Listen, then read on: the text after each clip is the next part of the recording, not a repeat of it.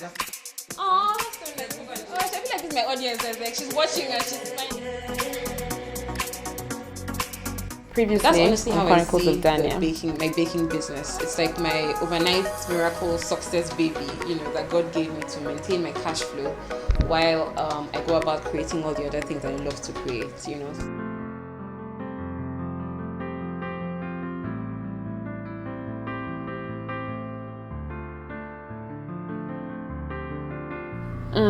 Oh yes, that's so good.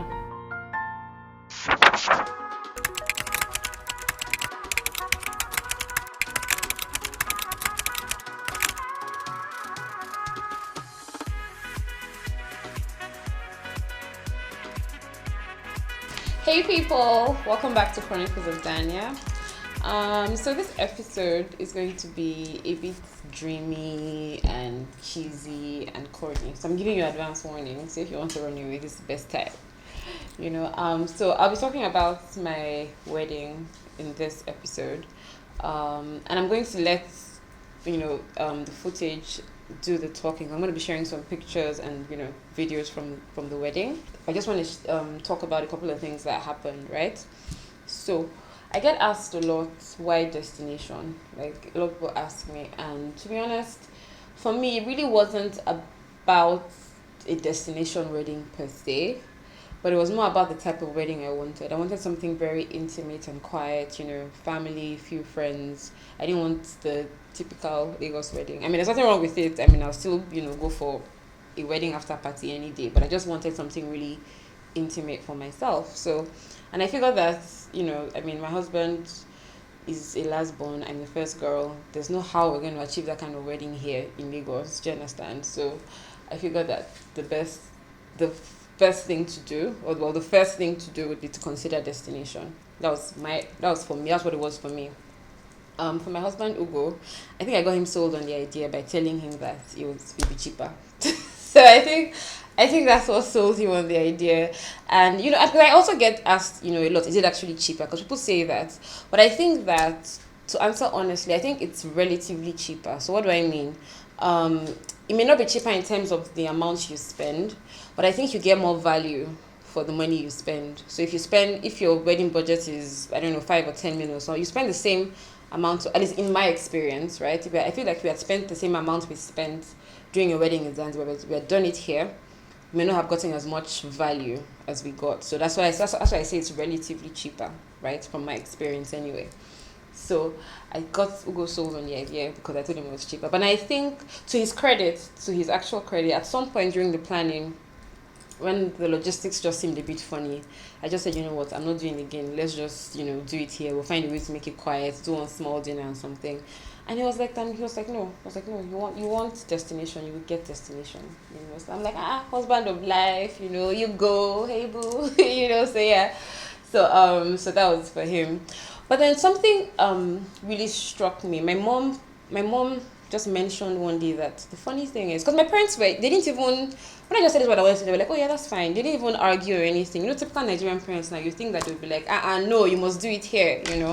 But they were like, oh, okay, that's fine. My dad just wanted me to go to the village to do the wine carrying, which we did.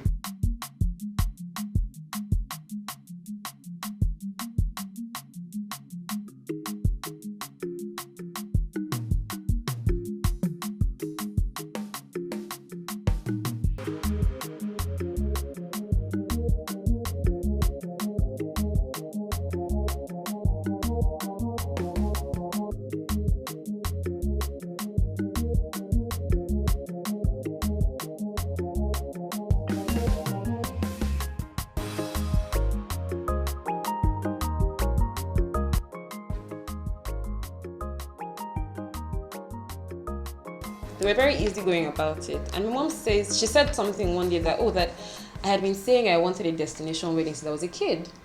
What did I know? But apparently I'd always said I wanted to get married outside Nigeria. So I just wanted to sort of bring that up because, not to sound preachy or anything, but I do think that there's power in kind of things that you say. You know, people talk all the time on Twitter about, oh, speaking things into existence. So just come and tweet, oh, by this time next year, blah, blah, blah, blah, blah. And then sometimes it works out, sometimes it doesn't. But then I always like the stories where they come back and say that, oh, it worked out. You get? Has that happened to you before? I mean, you can just drop your comments below and, you know, let's sort of trade stories and see. Okay? So I think that's also something that you may want to... I mean, what's the worst that can happen? Last as you say it will not happen, Abby, right? So speaking things into existence is important. And I think that for me, that's how my destination wedding happened. I spoke into existence when I was a kid. And I met someone who was happy to go with it. So I think I've talked a lot. I'm going to let my pictures and videos, never before seen footage, etc. So you guys are like my first, you know, audience for this. I'm going to let you just sort of go through my wedding journey with me. And then I will wrap up with a very quick, dreamy recipe. Bye.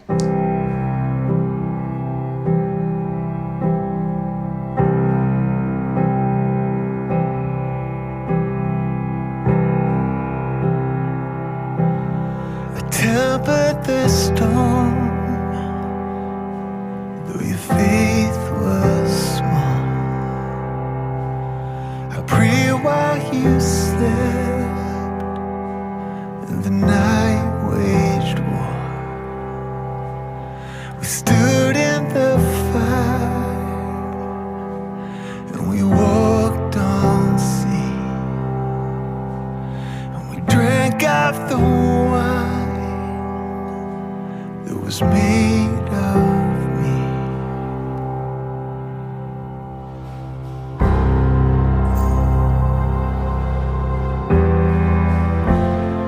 Don't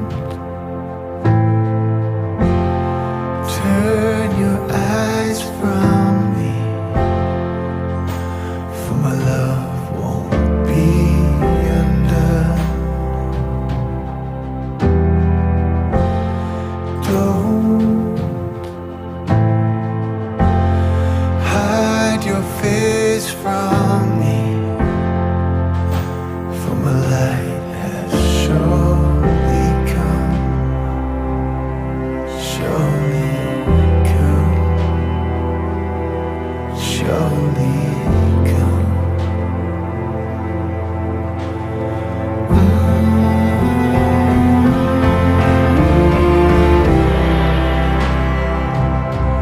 I carried that cross, and I felt your pain. I took up your crown, and I wore your shame. And death was a fire, and his teeth were grim, but I left it behind, along with all your sin.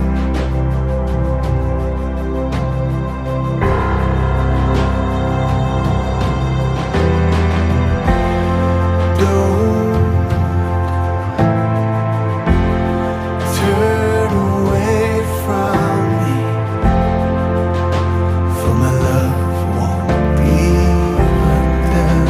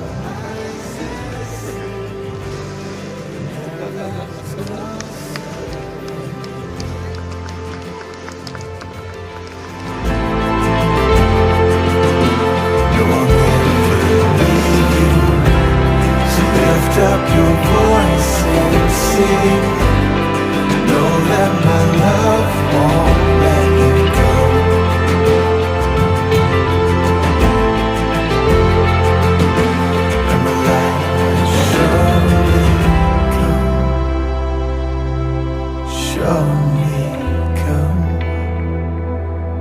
surely come.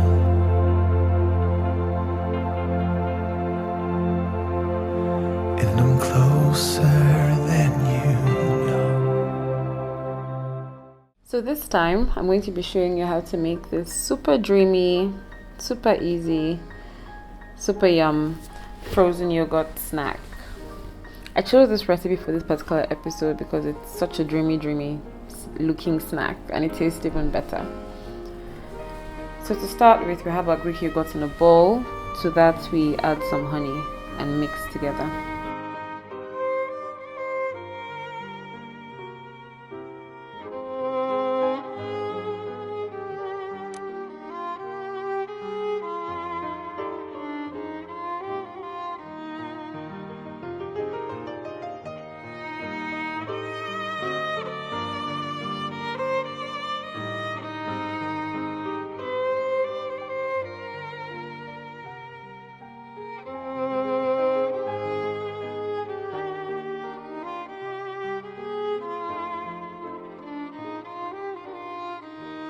Then we get our pan, which we have already lined with parchment paper, and we pour in our yogurt and honey mix and spread it.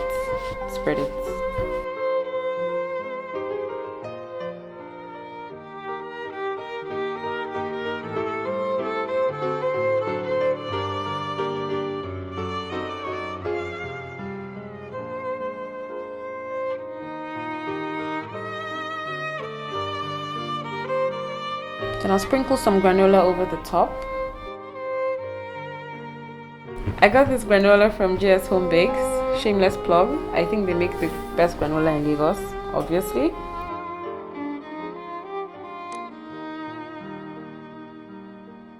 And to top it off, I'll just drizzle a little honey over the top.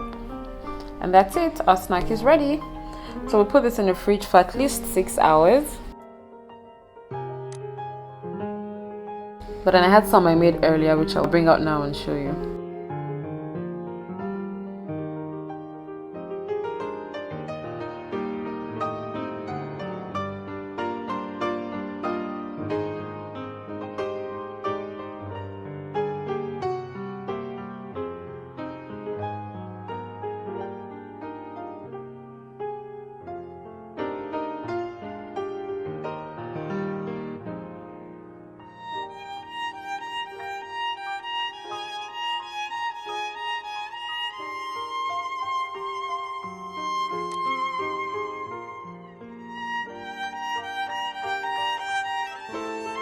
So you can break it into pieces, whatever size you like, and then serve.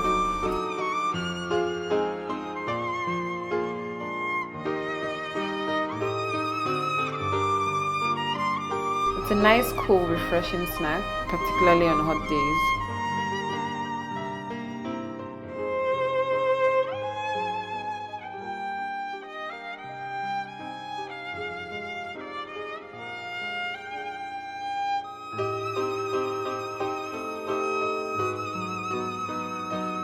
Don't forget to like, subscribe, and share.